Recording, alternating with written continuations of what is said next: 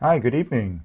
Uh, this is one of many Sunday night live streams that I do where I review either some of my old material from my courses or I preview some of the new material coming up in the next week. This one is for my C programming course, my system programming course, and I'm going to be talking about pointer arithmetic and the call stack. I'm trying to keep the stream to about an hour long. My main focus is on doing the pointer arithmetic. If I get to the call stack, that would be awesome, but we'll see how the timing goes. Um, so if you want to ask any questions, just chime in on the chat, and I will do what I can to answer them. So let's get started here. I want to do a little bit about pointer arithmetic. And I wanted to, in particular, I wanted to do pointer arithmetic with strings. So if you remember, a string in C is an array of characters, array of chars.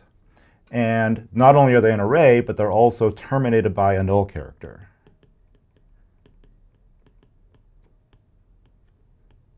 Not a null value, a null character, which is represented with a backslash 0 inside of the single quotes. Or it's just the value 0. Okay, this is different from like the null pointer, which is represented by the word null. This is a null character. It's a single byte with a value of 0. So let me show you my example that I want to do. Let me switch over to this screen here. So I've got this file here, and we're going to end up writing 3 functions. One is going to find the length of a string. One is going to trim off trailing white space. And another one is going to compare 2 strings.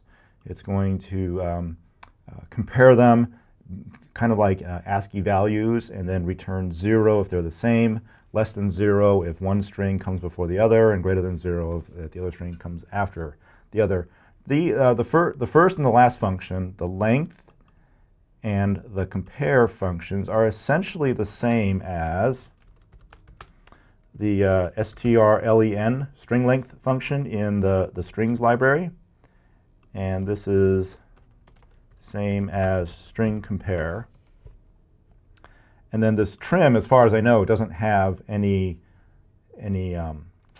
equivalent in the string library, so this is going to be one that we're writing for ourselves. So let's do the length function first. And if you don't know anything about pointer arithmetic, you would look at this and say, well, I'm going to be passed in an array of characters called S, and I'm going to return an integer. And so what I want to do is march through the array from left to right, starting at the 0th character, and then going down the line. As soon as I hit that null character, then I just measure how many times I hop down, and that will be the length. So I could do like have a counter, int count equals 0, and then I say while s bracket count is not equal to the null character, increment the count. And then when I get all done, here's my indent, here we go, just return the count. Okay, so that's all it does, is it starts the count at 0, and then while the character we're looking at, the counteth character is not the null character, increment the count, and then just return the count. So when this loop ends, our count will be what will be sitting on top of the null character, and we can just return that count. So let's write a main for this. It's a quick little testing program. Let's do something like character str 100, and then we'll print out a little prompt, enter a string, and then we'll use something like fgetS. Let's see, that's str 100 standard in. And then we'll just print out length, oops, put it in quotes. Length is %d, and it will call length of str. Okay, that's our whole program. So let's save that, and we'll compile it.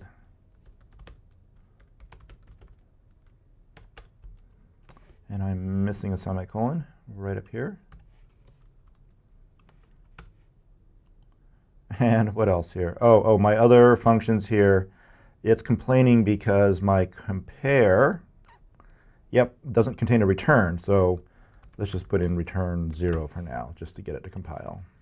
There we go. OK, enter a string, hello. And it comes back with 6. And you may think that's not correct, but actually that is correct. That is HELLO, and the enter key that I pressed is also one of the characters in the string. So that's HELLO, that's 5, plus that enter character is 1, with a total length of 6. So that's exactly what I want. All right, so that's doing the length of the string without any kind of special arithmetic or anything fancy. This is strictly being passed in an array of characters, and then just looking at the characters as though they're indexed into an array, and then finding that null character. So this is not really the way that most idiomatic C programmers pass in a string. More likely, you're going to see it as this. You're going to be passed in a pointer to a character. And it's really, I guess, a little difficult to describe here. Type-wise, it's the same thing. You're being passed in an address. You're being passed in the address of the first character of the array. In the former example, I was being explicit and saying I'm being passed in an array of characters. And in this one here, I'm being a little more implicit about it. I'm saying I'm being passed in an address to a character. It's the same thing. The same value goes in, but it looks different. In the first one, I know it's an array. In this one here, it's just an address of a character. It actually might just be a single character. Who knows? But again, C programmers will recognize this as most likely this is an array of characters. This will compile. So let me just save it and compile it, and it works. I mean, so even though it looks like I'm being passed in an array of a pointer to a character, I'm using it like it's an array. And as far as the compiler is concerned, it's the same thing. Okay, but I'm not really doing any pointer arithmetic yet. So let's change this. I'm going to say s plus count. Okay, now this is doing a little bit of pointer arithmetic. So I'm initializing a count to 0, and then I'm just adding that count to s. So whatever s is, let's say the string is stored at address 5,000. Okay, actually, we can draw a little picture. So let me switch back over here. So let's say this is our string.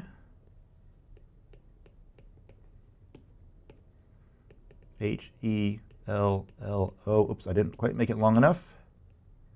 Let's add on a few more. And then there's that null character there. And then there's a couple spaces of junk. Actually, I made my string 100 characters long, so there's a lot more to it. This is 0, 1, 2, 3, 4, 5, 6, 7, 8, and so forth. All the way up to 99 is our last one. Oh, sorry, that's off the screen. See if I can bring that over. There we go. So let's say this is memory location 5,000. That means this one is 5001, 5002, 3, 4, 5005. You can see that I'm just basically adding on the index value to my base address. So in my example over here, that's pretty much what I'm doing, is I'm taking the base address, 5,000, I'm adding on the count, which is my index into the array, and then and then I need to dereference that. So I need to say, take the address, add on my count, and then look in that memory location. And then if that's not a null character, increment the count. Okay, so let's try it out. Save it, compile it, run it, and it still works. Still gives us the length that we're looking for, which is 6. So this is a little example of pointer arithmetic. I'm taking a base address and I'm adding to it a value, and then I am dereferencing it. So this is the arithmetic part, where I'm basically taking an address and I'm adding something to it. Let's see if we can improve this a little bit further. Here's something we could do. remember I said earlier that the null character is actually the value 0. So I could just compare this to 0. Okay, this has nothing to do with pointer arithmetic, but I'm getting there. Okay, let's see if that compiles. Oops. Yep, it does. Let's see if it still works. And it does. Okay.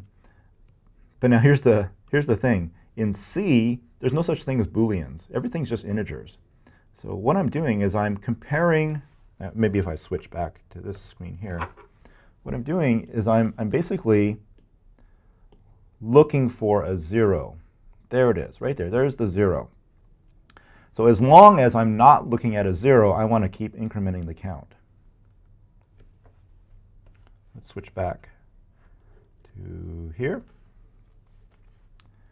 So I can actually get rid of that.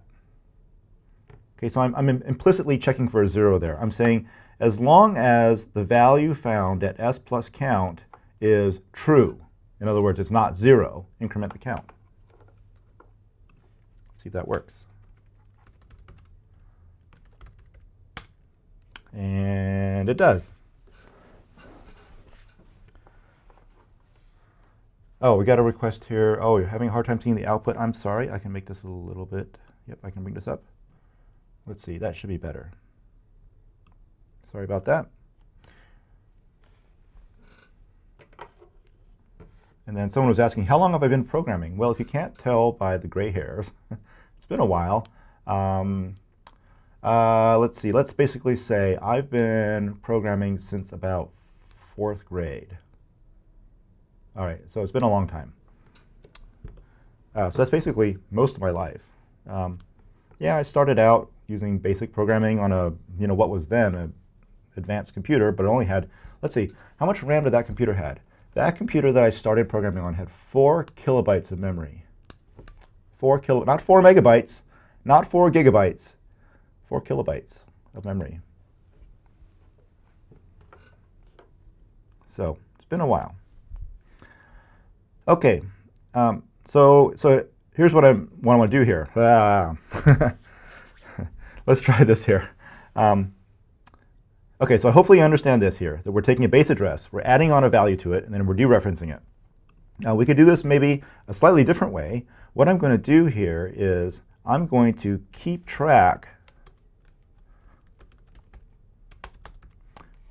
of where the string started. So I'm going to copy the value, copy the address being passed in into a variable called start. And then because s here is a local variable to my function, I'm free to change its value, right? It's not going to affect the caller. S is a local variable to length, so I can increment it, decrement it, and so forth. And it's not going to change the string itself. So that means I'm free to actually increment s. Okay, so now we're going to say, while the thing pointed to by s is true, or not the null character, increment s. And then all we have to do is return my s value minus the start.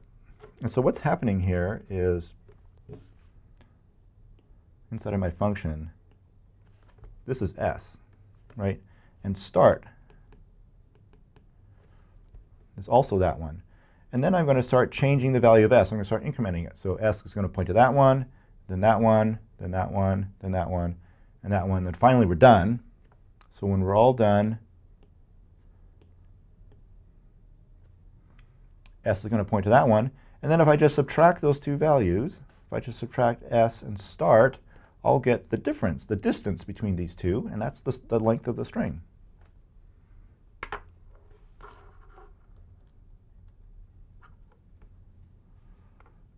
Okay, let's see if that works.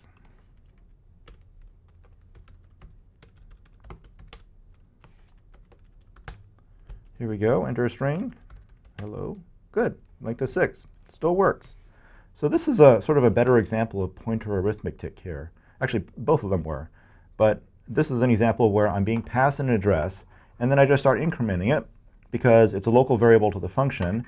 So I can then, once I've got to where I want to be, I just subtract the 2, and I've got my length. Okay, so I think those are, let's see what I do. I walk you through 4 examples of this function, from starting with standard array notation all the way up to and through pointer arithmetic. And I think I'll leave that one for now. Let's do this one here, trim off trailing white space. So the idea here is that if you're receiving input from the user, let's say you ask them to type in your name, to type in their name, they might accidentally hit the space bar, or hit tab or something like that, and put spaces at the end of their name. And you really don't want that to be there, so you want to trim those off. And let's switch back over to here. Let me give you a new example. So let's say they type in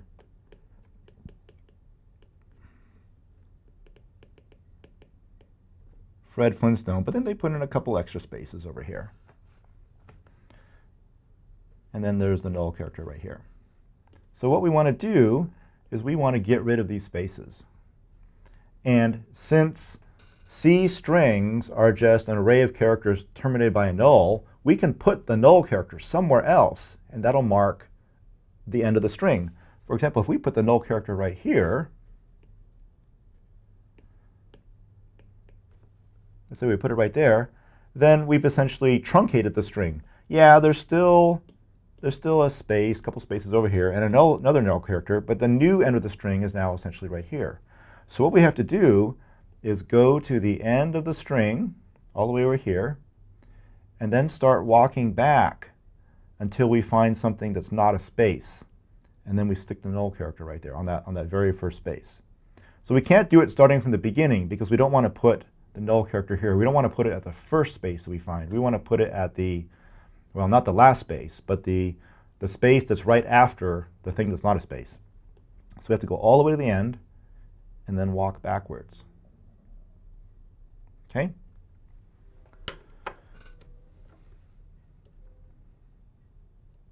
So yeah, so a pointer is basically a reference, and to dereference it is to see what the pointer points to. That's exactly correct.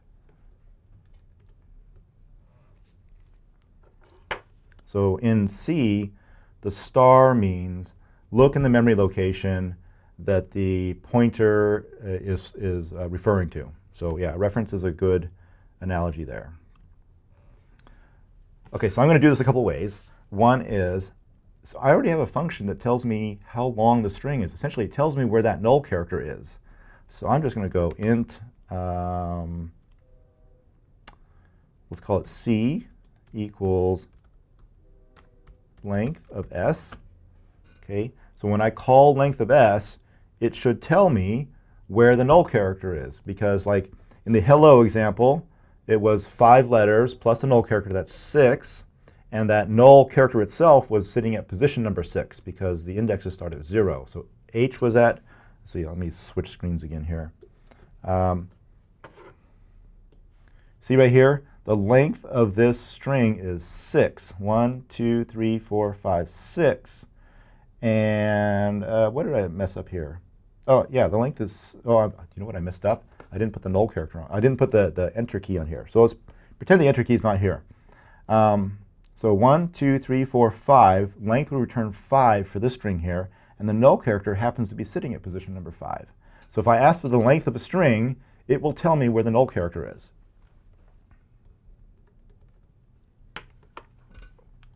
That's what I'm doing here. C now basically tells me where the null character is. Now I've got to start walking backwards. So I can go while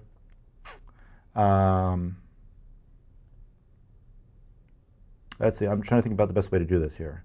I need to start going backwards. So I'm going to say while s sub c is not equal to a space, decrement c. Okay, the problem I'm going to have there is that s sub c is actually the null character. So I think what I need to do is decrement c first, just automatically decrement it. And then while it's not the space character, decrement it some more. And then when I'm all done, I'm going to go s sub c plus 1 is equal to the null character. Okay, I think that'll do it. So let's switch over here. So I'm going to get the length of the string. 1, 2, 3, 4, 5, 6, 7, 8, 9, 10, 11, 12, 13, 14, 15, 16. If I count it correctly, the length of this is 16, which means the null character is sitting at position number 16. Let me go ahead and number these. 0, 1, 2, 3, 4, 5, 6, 7, 8, 9, 10, 11, 12, 13, 14, oops, 15, I got that wrong. So the length is 15. The null character is sitting at number 15. So the first thing I'm going to do, so what I want to do, whoops, yeah, this is messing me up here. 16, 17, 18. The length of the original string is 18.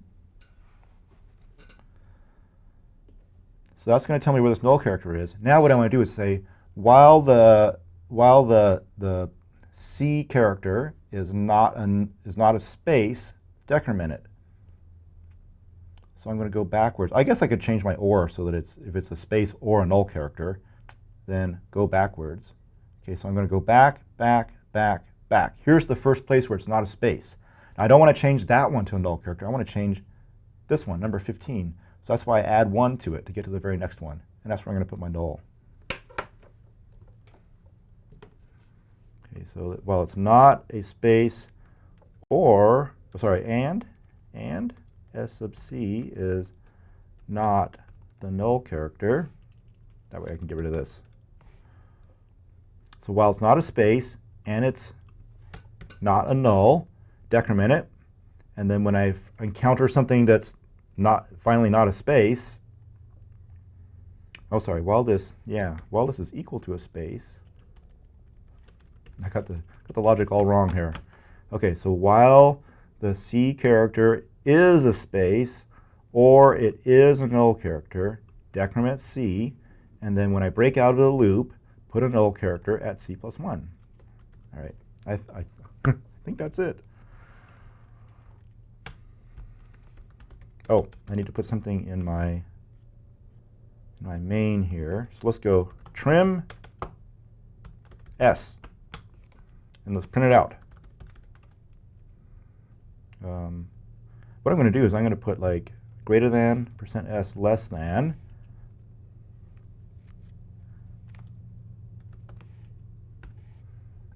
so that I can see where the string starts and ends.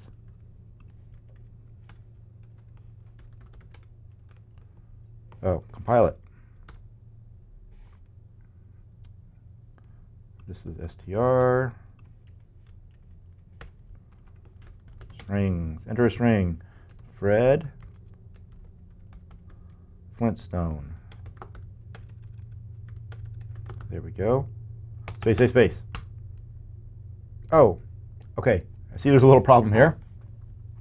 The problem is that in my string,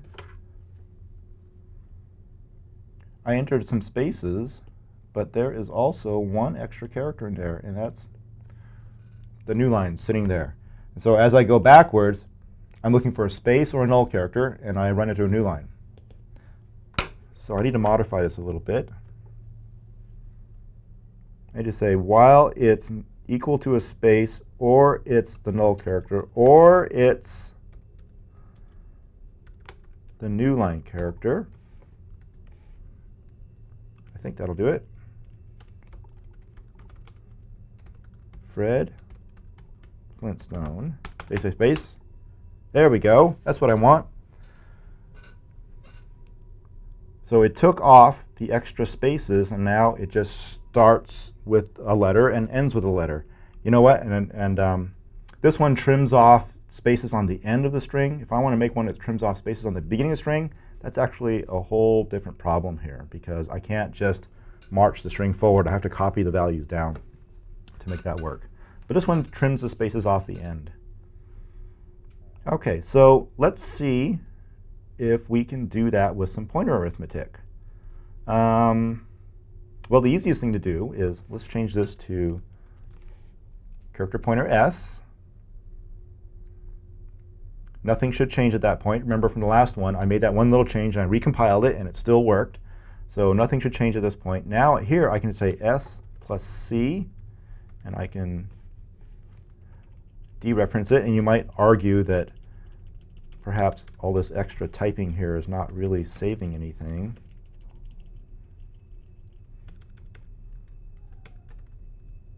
S plus c. Okay, and then this is off the screen a bit, so I'll bring it down over here. And then here I can just say star s plus c plus 1. Okay, and actually I would agree with you. If I saw this, I would say, what are you doing? But let's see where this takes us here.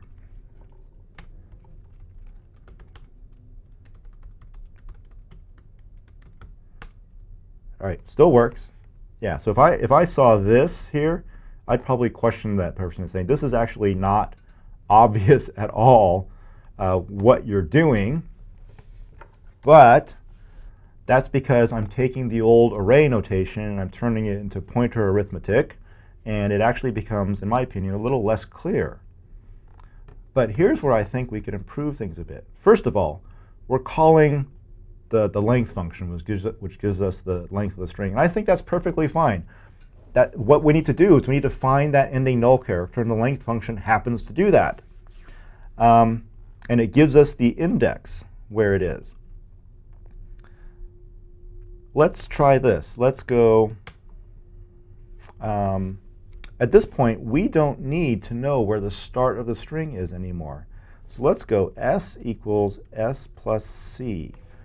Okay, so let's jump s all the way to the end of the string. And then we can just say star s, star s, star s. And then we don't really need c anymore. We're going to say s minus minus.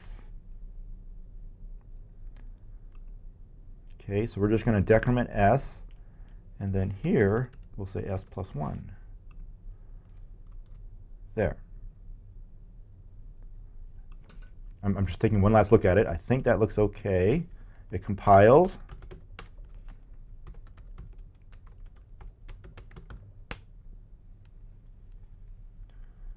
And it works just fine. Okay, so let's see what it does here. I get the length of the string, and I store that value into C. And then I take the starting address, add C to it, and then store that back into the starting address. So I'm basically moving my S all the way to here. So now S, oops, that is the wrong page. That's from a different class. There we go. So S is now pointing to that one.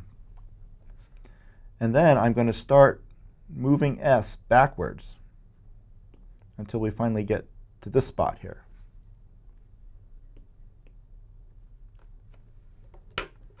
And that's what this loop does here, is it looks at the address, looks at the value pointed to by S and sees if it's a space, a null character, or a new line, and if it is, it decrements S. And then when we break out of that loop, we're going to jump forward one spot. We don't have to change the value of S. We just have to jump forward one spot and stick a null right there.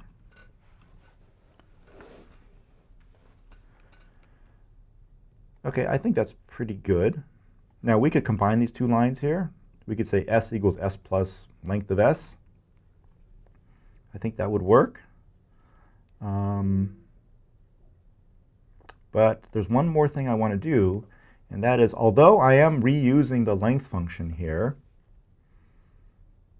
I'm wondering if I could just basically take the contents of the length function and embed it in here. See, here's the one thing I see, is that my version of the length function here has to keep another variable called start and then subtract the 2 at the end in order to give me the length as a number. And then I add it on to S and then store it into S. Okay? So while I do need to write a loop that goes through the string and gets all the way to the end, I think I'm doing a little extra work. I mean, in the grand scheme of things, this probably doesn't matter at all, the amount of extra work that's being done here, but let's just see what happens here. So I'm going to essentially take this out, and I'm going to go while star s, s plus plus. Okay, that's going to get me to the end of the string. And at that point, I don't need C at all. So this is get to the end of the string, and then this loop here is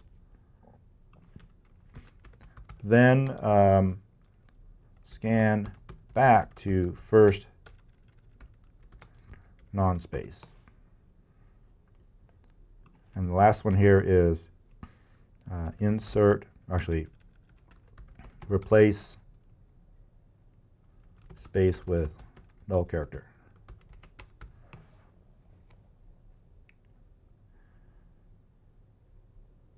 All right, so with this version of the program, I only need one variable. I only need s.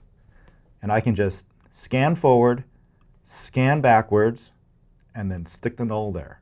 And that's the reason why I wanted to pull the contents of the length function out, simply because there's one extra variable here, start, and a subtraction, that I ultimately don't need in my trim function. I don't need that at all. So I've saved a little bit of space. Not a lot, but a little bit, by not reusing the length function. Just basically embedding in there the guts of it, the thing that scans forward to the end of the string, and then from there picking up with scanning backwards. Okay, so I kind of like that one. I don't think there's any real good way to clean this up. There's no way to say, while the thing pointed to is equal to a space or a null or a new line all in one. You've got to do it as three separate conditions separated by ors. Let's move on to compare two strings. And I'm already, how long? About 30 minutes into this, so let's see what we can get done here. Okay, so the way this works. The question was, will this live stream be kept in your video playlist? Yes. So this gets recorded, and then it'll be on my channel, and then I'll add it to the playlist of videos about C programming. Okay, so this is the compare function. Let's say I'm comparing, let's say I need two strings that are close to each other. How about application and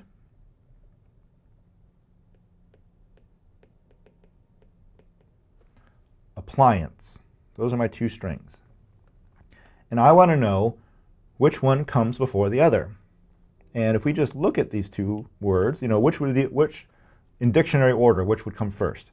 It would be, I think it would be appliance, because the first 4 or 5 letters are the same, but then the 6th letter, there's a difference. There's an A here, and there's a C here. So that means that appliance comes first. And the way that this compare function is going to work is if the first word comes before the second word, this function will return a negative number. If the two words are equal, that is, every character in them is the same, it'll return a 0. And then if the two words are, if the second word comes after the first word, it returns a positive value. So it doesn't care actually what specific negative value or specific positive value is, as long as it's either negative or positive. And so the way you use this function is something like you call the compare function, and then if the value that comes back is equal to 0, then you know that the two strings are the same. If they're not equal to 0, then you know they're different, and you can look to see whether it's less than or greater than to figure out which one comes before the other one. So what I got to do is I have to look at the characters, and I start marching forward. So as long as the characters are the same, if the characters in the corresponding positions are the same, I'm going to march forward, comparing them. And as soon as I find a difference, I'm going to cheat a little bit. I'm going to subtract their values. And I'm going to subtract their values, and what I'll get is either a 0 if they're the same, I'll get a positive number or a negative number, depending upon which came first. That's actually how I'm going to do it, is I'm going to compare corresponding values. I'm just going to subtract them. And if they're equal to 0, move to the next one. If they're not equal to 0, return the value of the subtraction, and I'm done. This is a really short and sweet little function.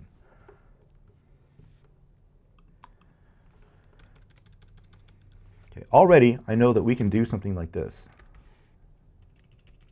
Right? We've seen it a couple times before. And then here's what I'm going to do. I'm just going to go like if star s minus star t is equal to 0. So if the value, if I subtract them and I get a 0, then I'm going to go s plus plus t plus plus. And then when I, let's see, and this is going to be a while. While they're equal to 0, increment both of them, and then I'm going to say return star s minus star t. That's it. And actually, I could maybe save a little bit here and put it in a variable or something like that. But actually, I don't think that'll help a lot. I think that's it. That's the whole thing. So while the character I'm pointed to by s minus the character pointed to by t is equal to 0, increment both of them, and then just return the difference. Okay, and let's try this here. What am I going to do? Let's just embed some strings in there. So let's go printf %s. Now I'll just go %d, and then we'll go compare application and appliance. Okay, so when we run this, I should get a positive number because application comes after appliance. And if I get a negative number, it just means my subtraction is reversed.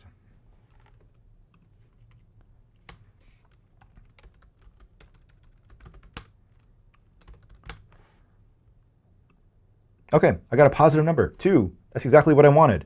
I wanted a positive number out there indicating that the first word comes after the second word. Let's switch them around. Let's go appliance and application.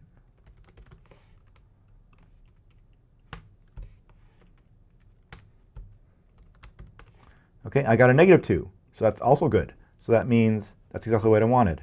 The first word comes before the second word. And then let's put in the same word. Let's put in apple and apple.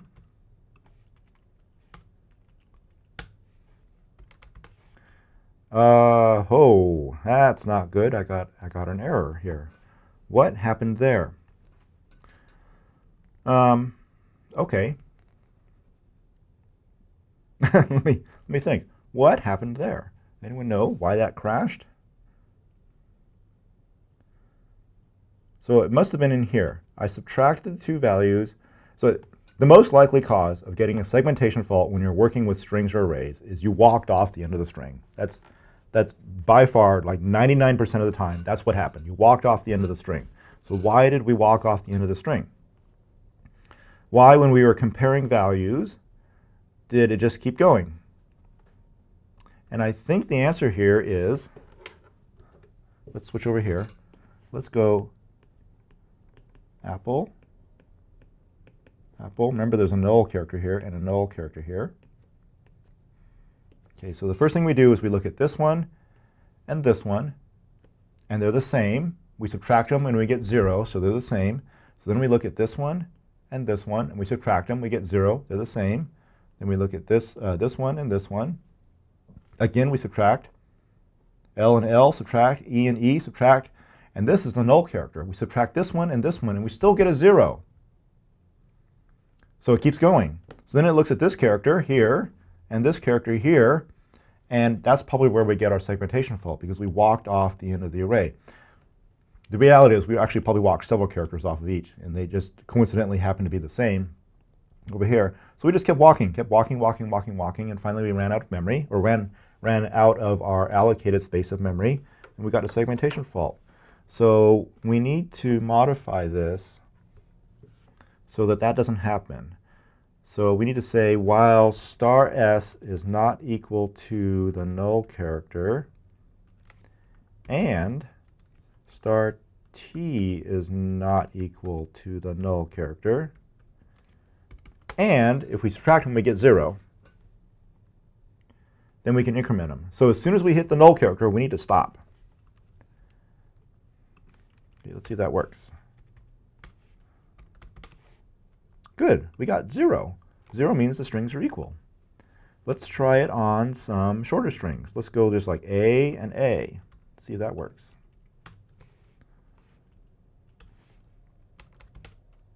Still got 0. That's good. Another thing to try is what if the strings are the same, mostly the same, but one's longer than the other. Like one is ABC and one is ABCDEF. Whoops, let's change that. Okay, so that means they're the same. The first 3 characters of the strings are the same, and then the first string ends before the second one does. Let's see what happens. Now, a prediction. What should this return? ABC and ABCDEF, should this return a 0, a positive number, or a negative number? Now, I don't think it should return 0 because the strings are very clearly not the same.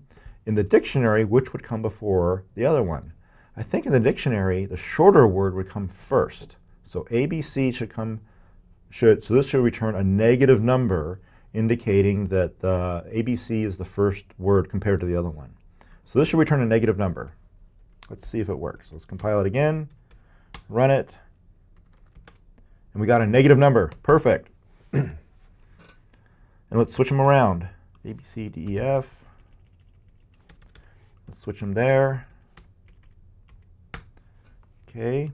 And we got a positive number. So again, perfect. So that's what we want. So that is the string compare function. That's essentially how it works.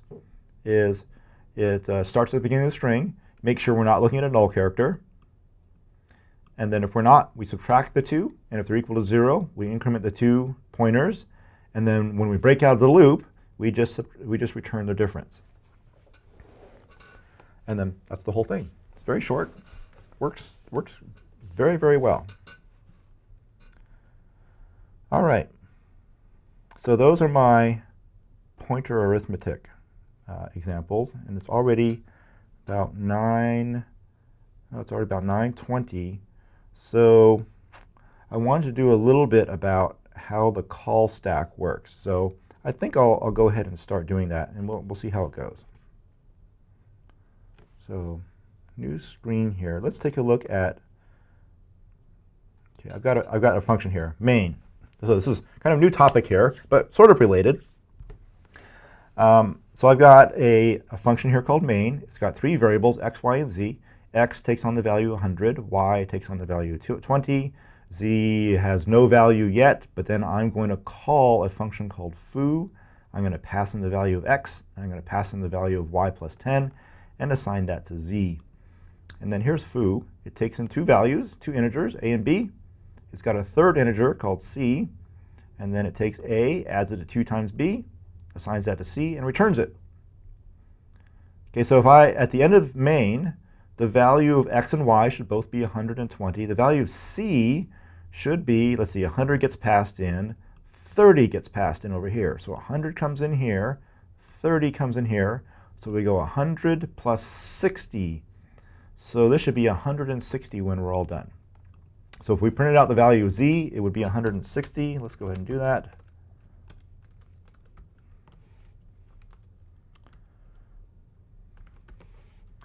And then let's compile it.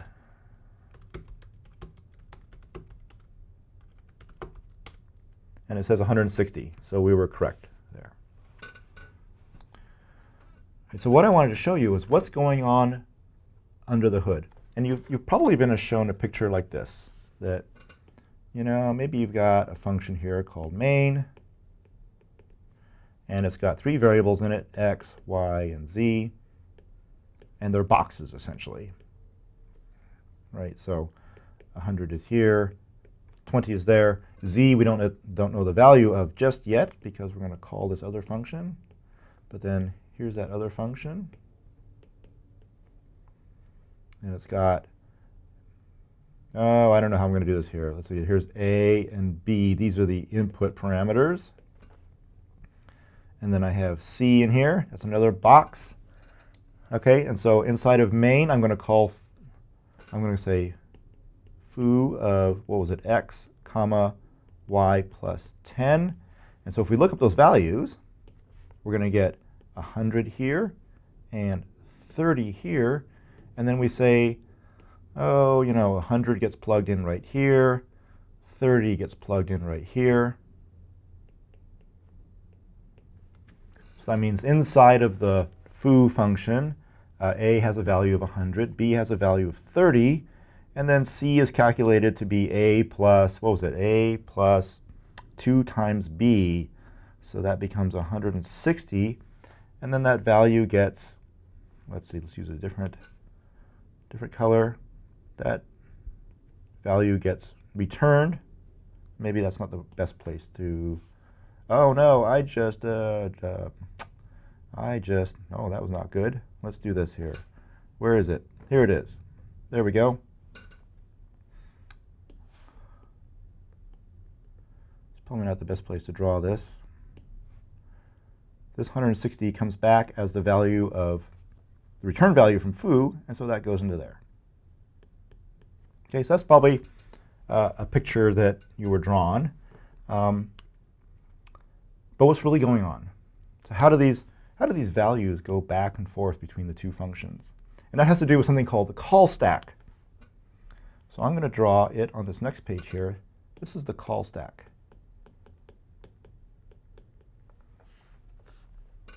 Okay, so the stack is, you can think of it as, oh, that was too tall.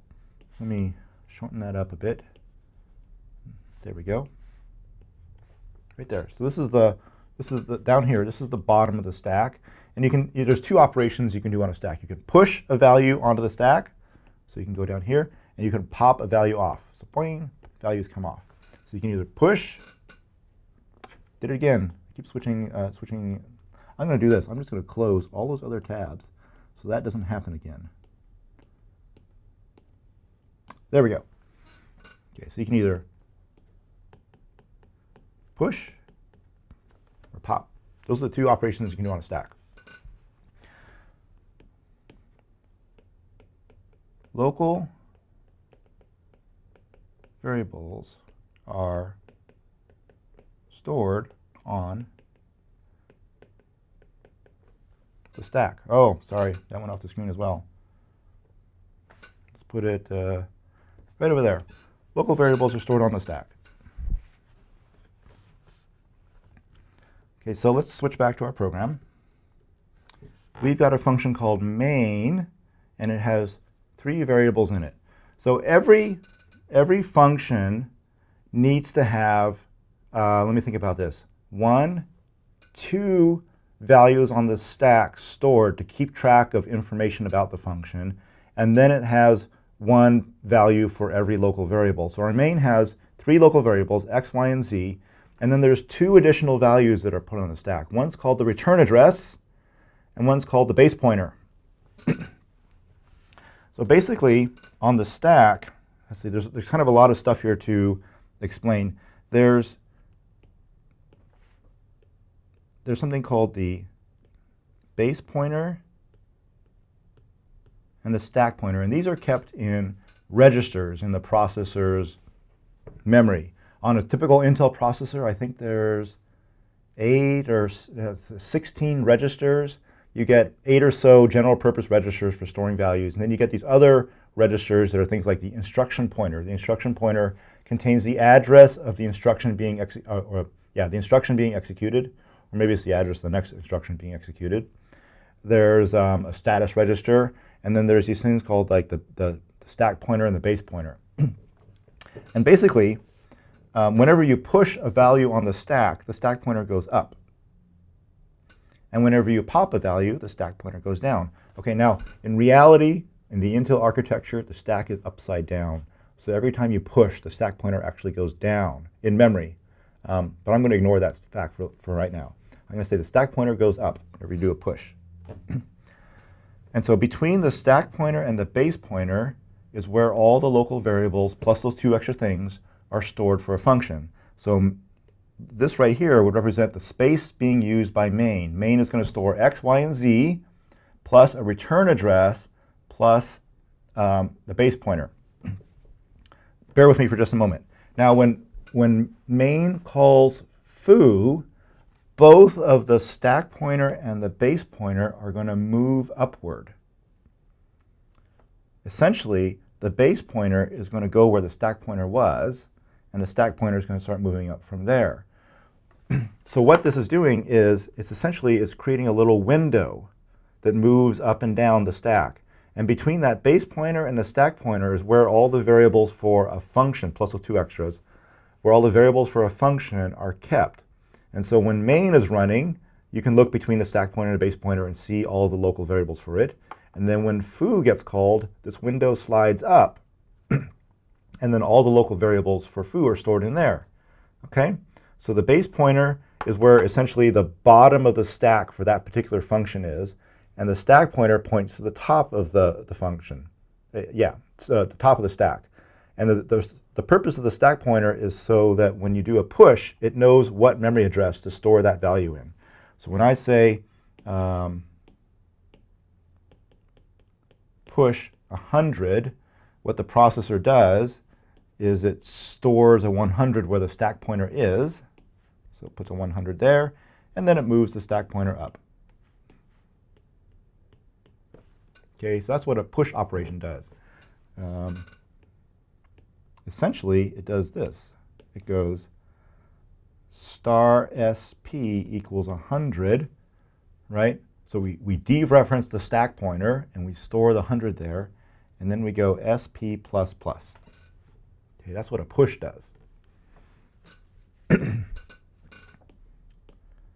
And then if I say something like pop, and then I put a register, like register AEX is the name of one of the registers. Oh, sorry, EAX.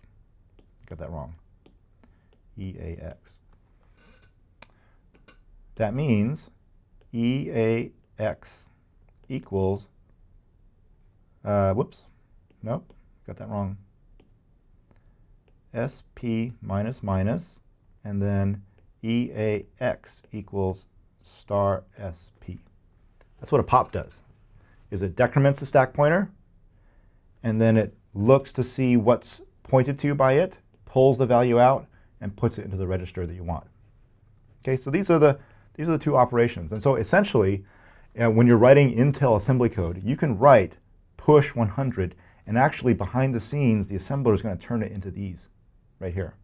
And when you do a pop, it's going to turn it into these. So this is called like a meta opcode or something like that. It basically means that, or a macro opcode, you write this, and behind the scenes, the assembler turns it into these two instructions. Essentially, that's what's going on. All right. So let's see how I'm going to illustrate this here. And I hope I'm not going to completely lose my audience with this example, because it's kind of laborious what goes on. Okay, so whenever a function starts running, the first thing it needs to do is store the value of the base pointer, because every function gets called from some other function. Okay, even main gets called from some other function. Main is, although when you were learning how to do program C, you were probably told main is the first function that gets called. It's actually not. It's down the chain somewhere, because there's some operating system overhead that has to happen. It has to like open up standard input and standard output, maybe allocate some memory to get things going, and then finally your main is ready to go. That's all linked into your program by the compiler. You don't see that. So main is the first function that you write that gets called, but it's not the first function that gets called. So main gets called from somewhere else. So the first thing that main needs to do is keep track of where that old base pointer was, because that base pointer is still there from the previous function. So the first thing it does is I'm looking at my notes here, it needs to push the old value of the base pointer onto the stack so that it can now be free to move that base pointer around. So the first thing that gets pushed here is the old base pointer. And I'm I'm actually going to take a few liberties here. This may not be the exact sequence of events that happens, but all the values are there. Oh, whoops. Yeah, there's one. This is not quite it here. This is the, see, let me think about this. Stack pointer. Yeah, right. Oh.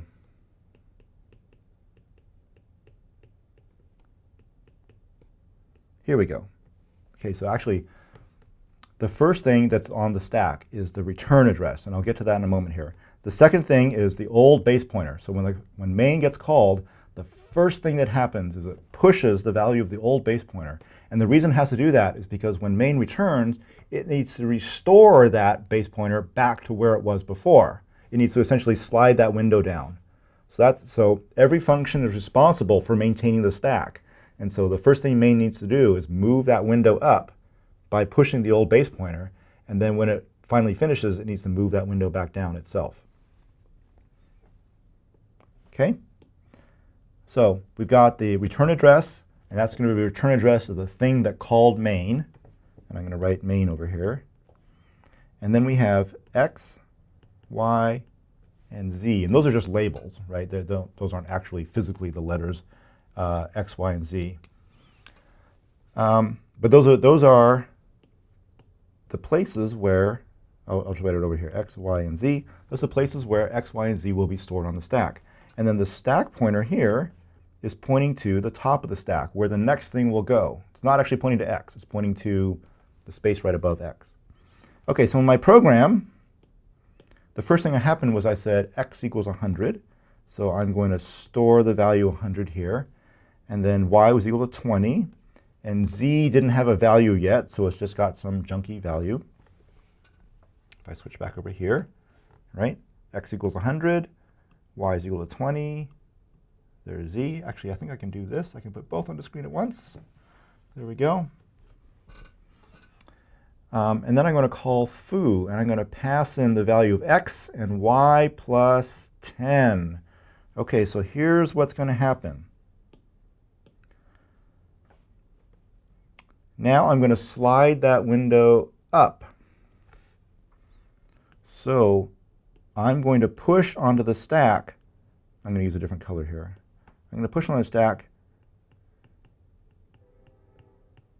a return address. And that return address is essentially what I need to do when I come back from the foo function. And that last thing I'm going to do is going to assign the value to z. OK, so essentially the return address is the address of this line of code. When we come back from foo, I need to finish up this line of code. So I'm going to push on that stack the return address. I'm also going to push onto it the value of this base pointer here. Okay, so I'll say that's main's base pointer. Okay, and then I'm going to allocate space for, and my function has an a, b, and a c. A, B, and C. Even though A and B are input parameters to the foo function, they're still local variables to the foo function. So I need to allocate space for those three variables. And then finally, I'm going to copy into there my values. So when I called foo, I said pass in the value of x. So that means x goes into the A slot. Pass in the value of y plus 10 right here, y plus 10. So that means that comes in as b. And now I'm ready for foo to do its work. So it says I've got a variable called c that's sitting on my stack right here. I'm going to go c equals a plus 2 times b. So a is 100. 2 times b is 60, so I'm going to set c equal to 160 right there. And then I say return c. So what happens now behind the scenes is, and this is actually peculiar to the Intel architecture, is this return value, I'm trying to figure out what color to do this in here. This goes into the EAX register. Okay, return value, if your function returns a single primitive value, like a single integer or a single double or a single character, it's just going to get put into a register. If it returns something bigger, like it returns a struct or something like that, it's probably going to actually get pushed onto the stack. But I don't want to get into that right now. So return values go into a register. They go into the EAX register, I believe. And then, so I'm switching colors here. Well, actually, I'm going to do this. And then what's going to happen is there's finally going to be an instruction that says, see if I can write this somewhere. It's going to say pop. Whoops, that's not a pop. Pop base pointer. And if you remember, right up here, when I do a pop and I give a register, whoops, you know what I should have done is I should have moved these things. That would have been confusing, huh? Base pointer, stack pointer, okay?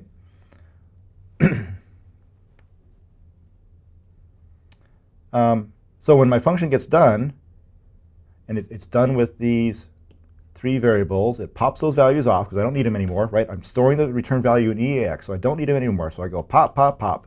I get A, B, and C out of there. And the last thing I do is I say pop the base pointer.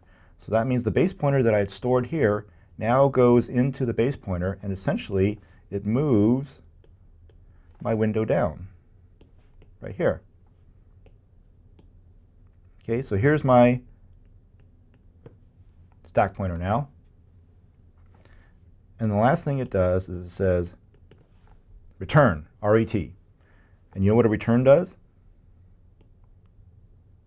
See, I'm going to write down somewhere here. Sorry, this is getting kind of confusing here. I'm running low on space. So here's what a return does. It goes stack pointer minus minus, and then it goes instruction register equals star SP. So what it does is it moves the stack pointer down, and then it looks at the value stored by, pointed to by the stack pointer, and it moves that into the instruction register. The instruction register, remember, contains the address of the next instruction to execute. So what happens here is we're going to return. It's going to move the stack pointer down, so it goes down here. It's going to take that return address, put it into the instruction register, and then execution of the program resumes exactly where we left off when we did the call. Okay, and that's essentially going to move. It's going to move my stack pointer back down here. Oops, right here, where it's supposed to be. And so we just did a return, and now my window has been slid back down to main. All right, so I know that was totally confusing. I should probably do another video where I maybe have that a little more organized, but that's essentially what happens. Okay, so the order of operations are, when you're getting ready to call a function, is you are going to push the return address onto the stack, push the base pointer on the stack, and then push the local variables for that function, and then call that function, and that call finally causes execution to start with that function, and then you're ready to go. So when you're in that function, the base pointer is here, the stack pointer is here, and this is the space being used by that function. And then when you do a return, right before you do a return, you're going to pop the base pointer off to slide that window down, and then you're going to do a return, which is going to move the window back down. Okay. What I wanted to do during this live stream here was I wanted to show an example of a function that calls another function that calls another function, and I wanted to keep moving that stack up and down. But I think I'm running out of time for tonight. So I might do that at some other time where I show a more detailed example. Once you get this idea of how that call stack works, the fact that all the local variables are stored in the stack within that little window means that scoping variables is really easy to do.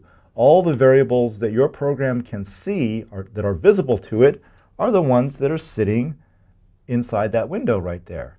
So when you call a function and that window slides up, it makes the other variables and the other functions invisible because they're outside that window, and it means that only the variables within that window are visible.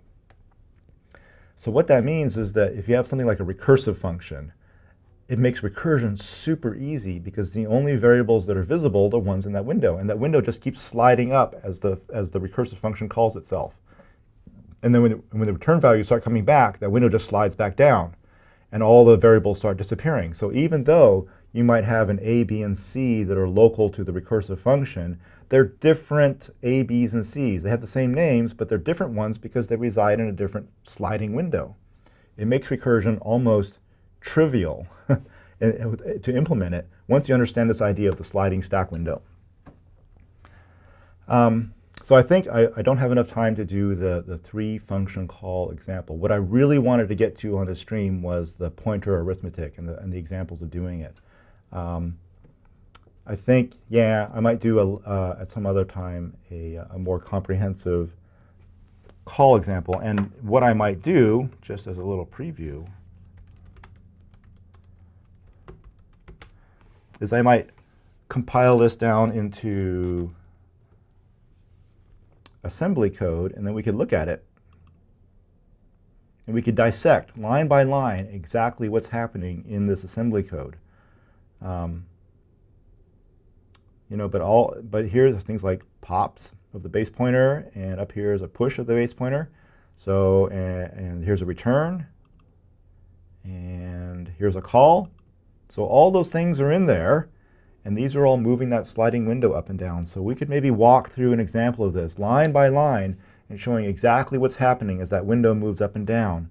And these are basically all accesses to the local variables within that window. Okay, so I think I'll do that some other time. I want to thank everyone who is watching tonight. There will be a replay of this, so this is recorded by YouTube, and then in about 30 or 40 minutes or so, they'll post the video and you can watch it. I'll take any last questions that you might have. So I'll wait about 30 seconds or so. What I'll do is I'll say goodbye for now, and then I'll wait for some questions and I'll answer them on the chat. So thanks for watching, everyone, and I'll see you next time. Bye-bye.